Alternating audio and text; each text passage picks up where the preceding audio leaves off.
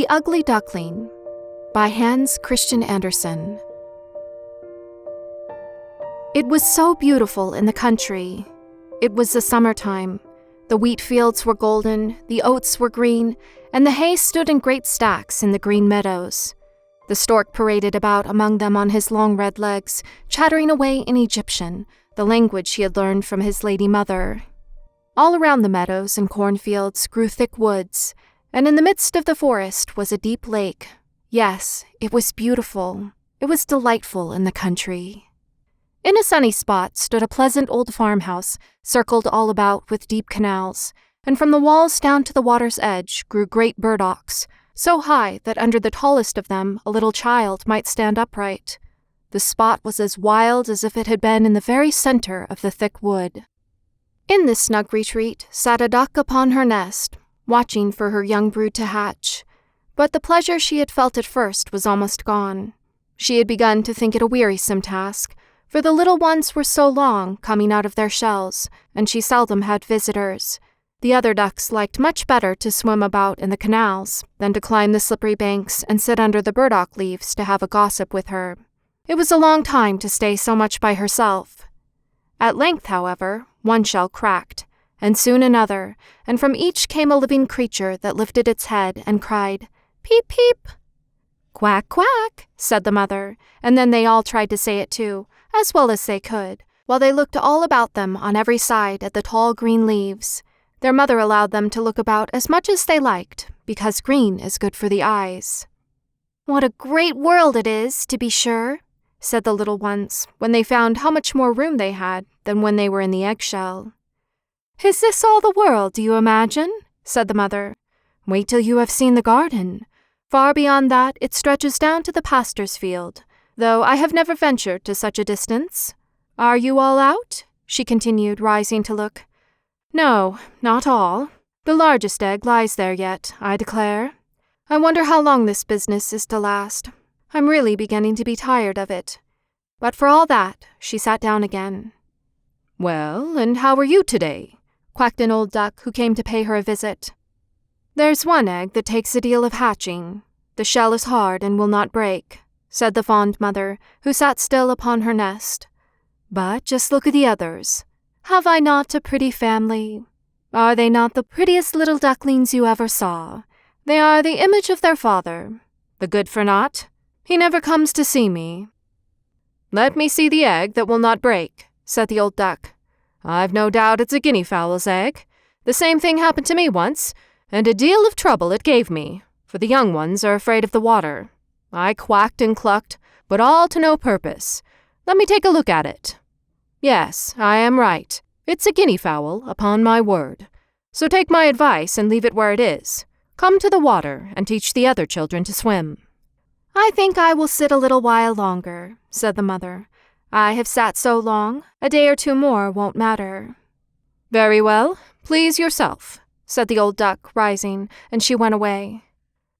At last the great egg broke, and the latest bird cried, "Peep, peep," as he crept forth from the shell.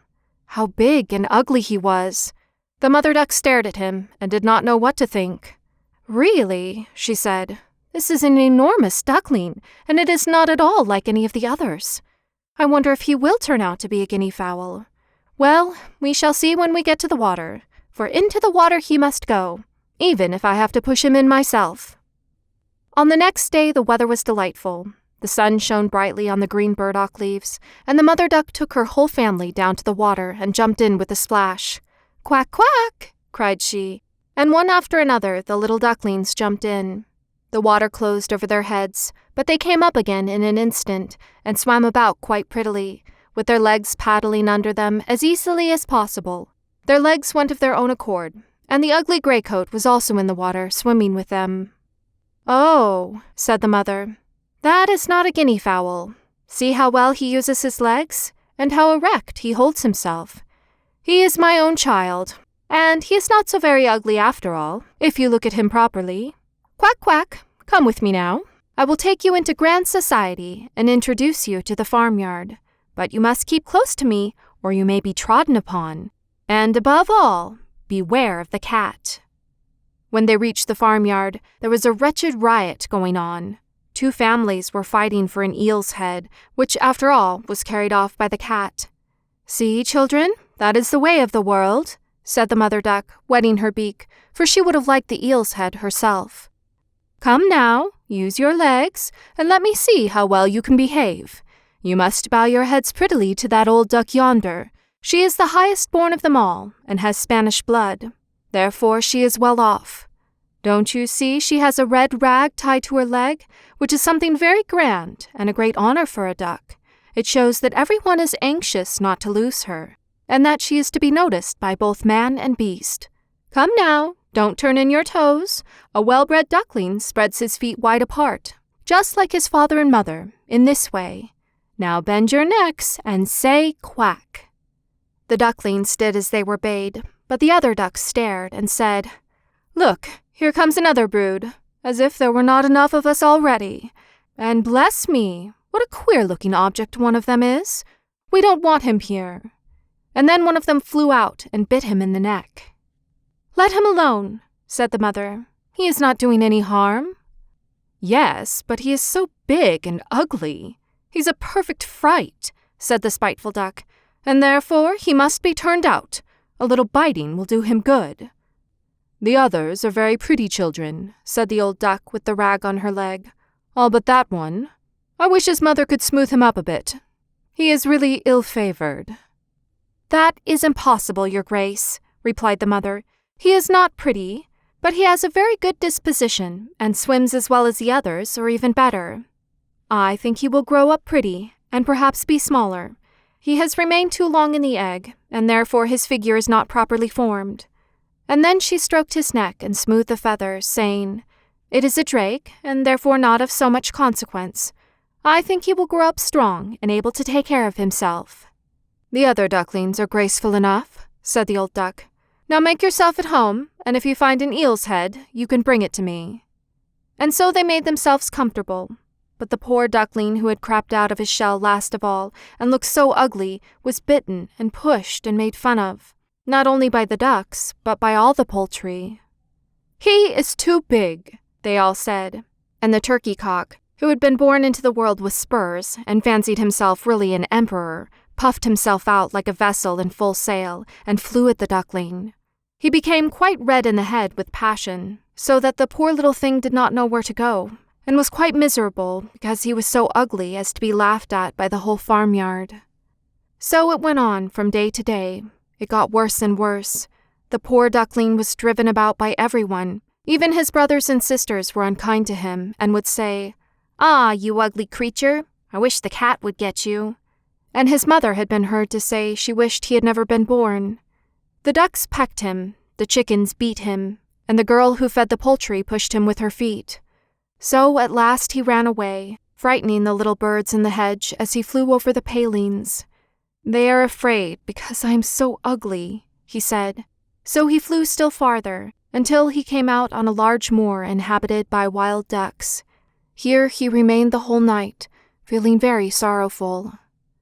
In the morning, when the wild ducks rose in the air, they stared at their new comrade. "What sort of duck are you?" they all said, coming round him. He bowed to them and was polite as he could be, but he did not reply to their question. "You are exceedingly ugly," said the wild ducks, "but that will not matter if you do not want to marry one of our family." Poor thing! He had no thoughts of marriage. All he wanted was permission to lie among the rushes and drink some of the water on the moor. After he had been on the moor 2 days, there came 2 wild geese, or rather goslings, for they had not been out of the egg long, which accounts for their impertinence. "Listen, friend," said one of them to the duckling. "You are so ugly that we like you very well. Will you go with us and become a bird of passage? Not far from here is another moor, in which there are some wild geese, all of them unmarried. It is a chance for you to get a wife. You may make your fortune, ugly as you are." Bang, bang sounded in the air, and the 2 wild geese fell dead among the rushes, and the whole water was tinged with blood. Bang, bang echoed far and wide in the distance, and whole flocks of wild geese rose up from the rushes. The sound continued from every direction, for the sportsmen surrounded the moor, and some were even seated on branches of trees, overlooking the rushes. The blue smoke from the guns rose like clouds over the dark trees, and as it floated away across the water, a number of sporting dogs bounded in among the rushes, which bent beneath them wherever they went. How they terrified the poor duckling! He turned away his head to hide it under his wing, and at the same moment a large, terrible dog passed quite near him. His jaws were open, his tongue hung from his mouth, and his eyes glared fearfully. He thrust his nose close to the duckling, showing his sharp teeth, and then, splash, splash, he went into the water without touching him. "Oh," sighed the duckling, "how thankful I am for being so ugly. Even a dog will not bite me." And so he lay quite still, while the shot rattled through the rushes, and gun after gun was fired over him. It was late in the day before all became quiet, but even then the poor young thing did not dare to move. He waited quietly for several hours, and then, after looking carefully around him, hastened away from the moor as fast as he could. He ran over field and meadow till a storm arose, and he could hardly struggle against it. Towards evening he reached a poor little cottage that seemed ready to fall, and only seemed to remain standing because it could not decide on which side to fall first. The storm continued so violent that the duckling could go no farther. He sat down by the cottage, and then he noticed that the door was not quite closed, in consequence of one of the hinges having given way. There was, therefore, a narrow opening near the bottom large enough for him to slip through, which he did very quietly, and got a shelter for the night. Here in this cottage lived a woman, a cat, and a hen. The cat, whom his mistress called my little son, was a great favorite. He could raise his back and purr, and even throw out sparks from his fur if it were stroked the wrong way. The hen had very short legs, so she was called Chickie Shortlegs. She laid good eggs, and her mistress loved her as if she had been her own child. In the morning the strange visitor was discovered. The cat began to purr, and the hen to cluck. "What is that noise about?" said the old woman, looking around the room. But her sight was not very good. Therefore, when she saw the duckling, she thought it must be a fat duck that had strayed from home.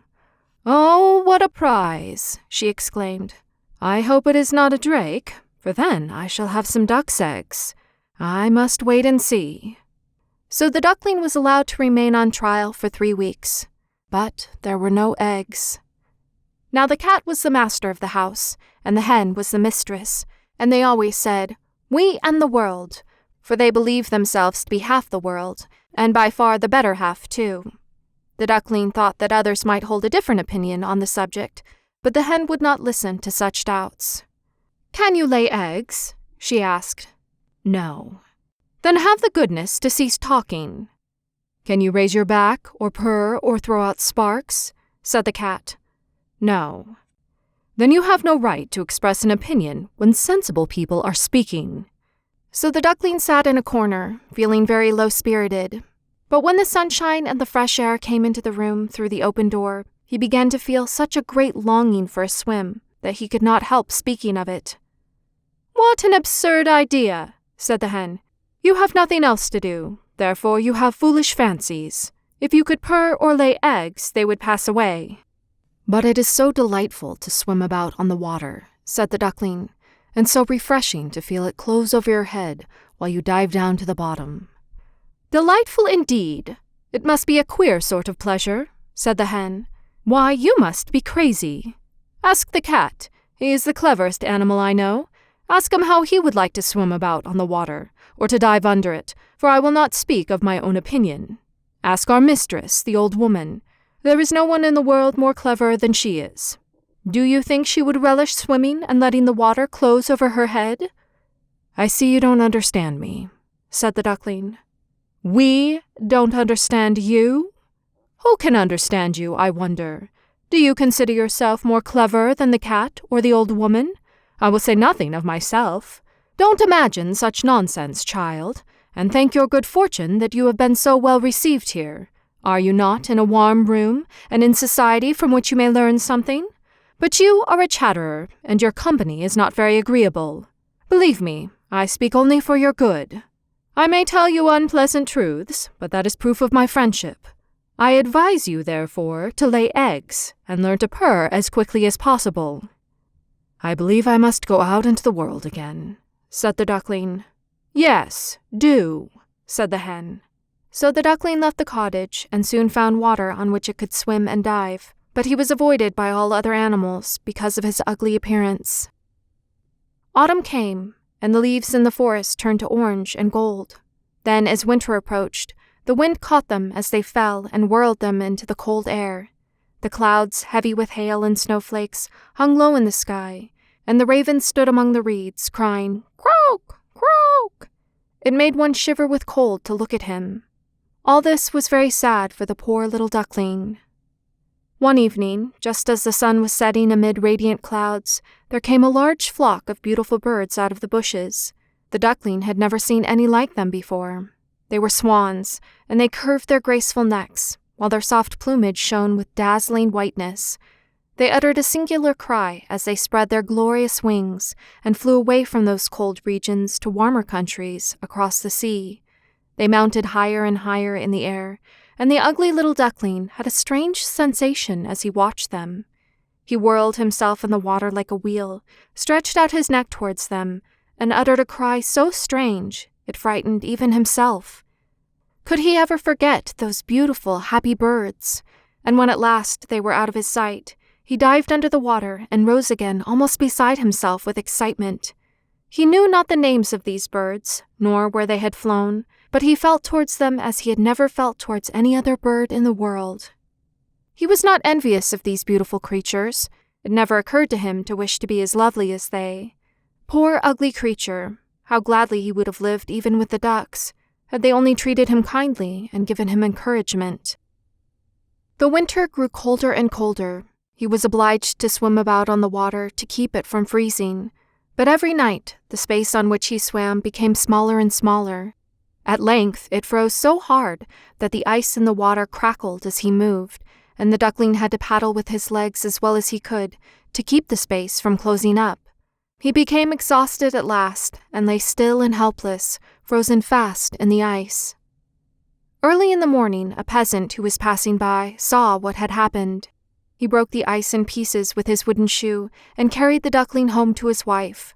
The warmth revived the poor little creature, but when the children wanted to play with him, the duckling thought they would do him some harm, so he started up in terror, fluttered into the milk pan, and splashed the milk about the room.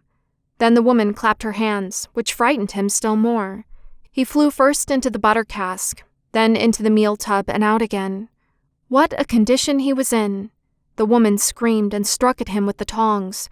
The children laughed and screamed and tumbled over each other in their efforts to catch him, but luckily he escaped. The door stood open. The poor creature could just manage to slip out among the bushes and lie down quite exhausted in the newly fallen snow. It would be very sad were I to relate all the misery and privations which the poor little duckling endured during the hard winter. But when it had passed, he found himself lying one morning in a moor amongst the rushes. He felt the warm sun shining and heard the lark singing and saw that all around was beautiful spring.